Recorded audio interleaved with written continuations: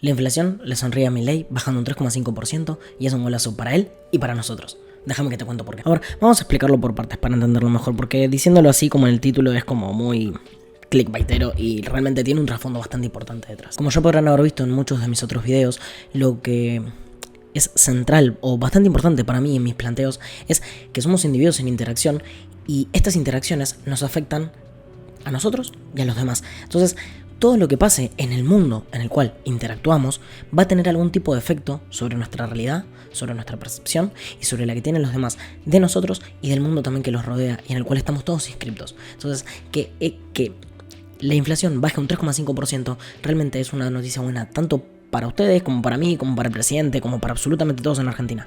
Bueno, todos no. Los que quieren que a Milei le vaya mal claramente es algo negativo. Y van a salir a buscarle el pelo al huevo y no lo van a encontrar, pero realmente es algo que va a pasar. Pero realmente, déjame que te voy a plantear un par de puntos por los cuales este 3,5% es algo positivo para todos. Vamos por la primera parte, que la voy a tratar de explicar lo más sencillamente posible, porque creo que es la mejor forma y la más fácil de entenderla. Por un lado, demostró uno de los puntos más importantes, que es que la inflación es un fenómeno monetario. ¿Qué quiere decir esto?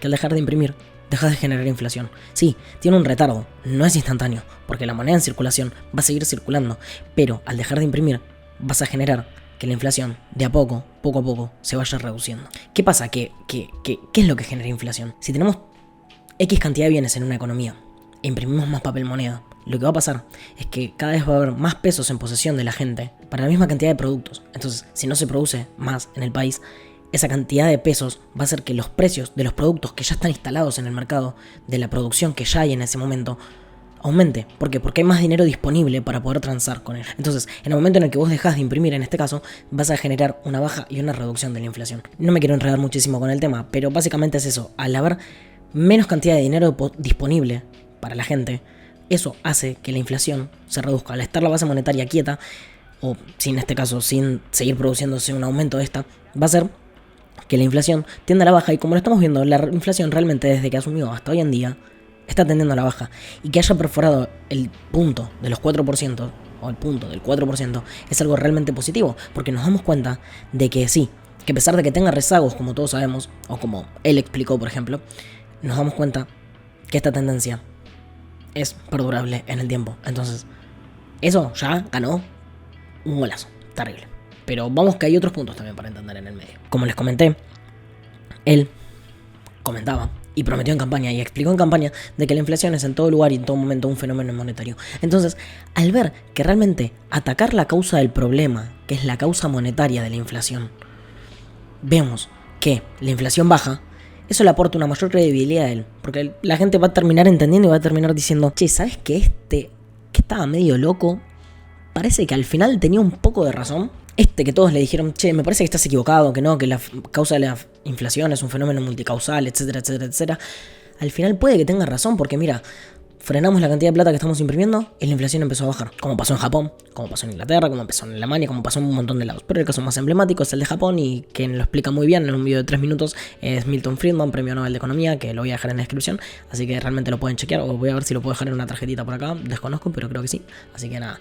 Entonces, realmente eso ya empieza a hacer que su imagen siga manteniéndose en unos estándares positivos a pesar de todo el quilombo que hay en Argentina, por ejemplo, por respecto del veto del presupuesto universitario, que también les voy a dejar un video por acá, o el veto de las jubilaciones. Todo esto, como podemos ver, hace que Milei se termine posicionando como un conocedor del tema, se termine reforzando su figura de autoridad al respecto, en este caso, del ámbito económico, y podemos decir, bueno, che, al final sí, realmente elegimos a un presidente que es economista, y que uno de los problemas más importantes que teníamos en Argentina y que todos realmente queríamos solucionar era el problema económico, y vemos que se está solucionando, así que termina reforzando cuestiones relativas a su posición de autoridad respecto del tema, con lo cual para mucha gente eso no va a ser positivo. ¿Por qué? Porque sus propuestas, su modelo económico y su forma de ver el mundo terminan coincidiendo con la realidad, terminan haciendo lo que él prometió que iba a pasar, o lo que él entendía en base a sus estudios que iba a pasar. Y para todo aquel que sea oposición de eso, realmente le va a jugar muy en contra, porque van a estar muy aterrados, digámoslo en estos términos, de que se cumpla la realidad, que la Argentina salga para adelante, y que esto permita que volvamos a ser una nación grande, y que probablemente las ideas del socialismo queden retiradas como algo del pasado. Como planteé al principio del video, uno de mis puntos centrales más importantes es los individuos sin interacción. Y cuando muchos tratan de explicar qué es el mercado, tratan de explicarlo con curvas de oferta, de demanda, de explicaciones muy complejas y demás. Pero creo que los podemos reducir a la base más simple y más verdadera, y que los austríacos entienden muy bien al respecto, que es que el mercado son individuos en interacción que comercian voluntariamente los bienes que tienen en pos de sus intereses subjetivos. Entonces, ¿qué hace que la inflación baje? Hace que toda la gente que quiere producir y toda la gente que quiere comprar puedan coordinarse mucho mejor dentro de este mercado, dentro de este sistema de interacciones, a través de la señal de precio. Alguien que realmente lo explicaba muy bien es Hayek, quien planteaba que lo más importante para que funcione es que la señal de precios esté limpia. ¿Por qué? Porque el precio realmente lo que nos permite a nosotros es entender que hay una información que está viajando y entender dónde hay que destinar los recursos.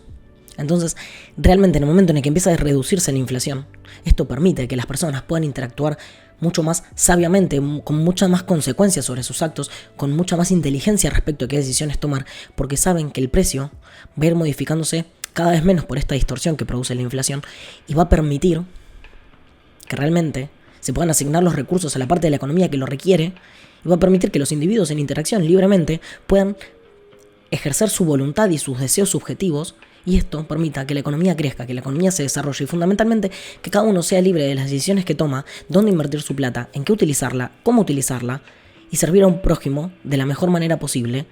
En el caso de si sos productor, ofreciendo un mejor producto; en el caso de si sos comprador, sabiendo a quién y cómo les vas a comprar, sin que la inflación distorsione el valor real que tienen las cosas para vos. Para cerrar toda esta idea, una de las cosas más importantes es que vemos que si esta inflación continúa a la baja como se pretende, que si tenemos suerte, cosa que veo bastante complicado, para diciembre, por ejemplo, llega al punto del 2%, del 2,5%, lo veo complicado, tampoco soy súper experto, pero realmente sería un milagro que pase, sería buenísimo.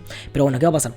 En el momento en el que termina de converger hacia la baja, hacia el 2%, por ejemplo, puede solaparse con esta decisión que tiene el gobierno de devaluar todos los meses un 2% su moneda. Entonces, en el momento en el que estas dos curvas se crucen, se toquen, lo que va a pasar es que le va a dar la posibilidad al gobierno de poder abrir el cepo que tanto previó, que tanto énfasis hizo en campaña, porque al momento en el que la devaluación se condice con el número de inflación, lo que te va a permitir es que el precio termine reflejando la realidad más certera posible, digámoslo de esta manera, y eso te va a permitir liberar las restricciones, habiendo acumulado un montón de reservas que tenemos hasta el día de hoy, gracias al blanqueo, gracias a otras cuestiones, y gracias a que la gente tiene confianza realmente, y que sabe que el escenario a prever es mucho más positivo del que se esperaban. Entonces esto les permite tener la posibilidad de decidir cómo tomar sus decisiones, y qué decisiones tomar, y cómo interactuar, y cómo salir adelante al respecto. Entonces, en el momento en el que se saca el cepo, en ese punto del 2 y el 2% que se toca tanto de tasa de inflación como de devaluación,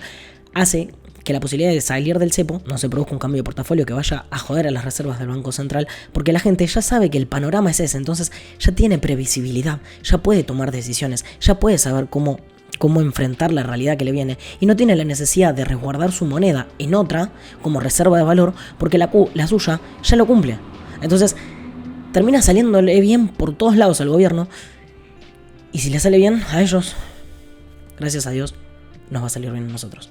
Así que nada, esperemos que este camino siga así, de esta manera, esperemos que no surja ningún contratiempo, y esperemos que gracias a la libertad de los individuos y las decisiones correctas de todos nosotros, esto nos permita salir adelante como país, y nos permita a su vez entender que la economía es una ciencia social, y como ciencia social depende de las personas, depende de la interacción de las personas, y depende de las decisiones de cada sujeto.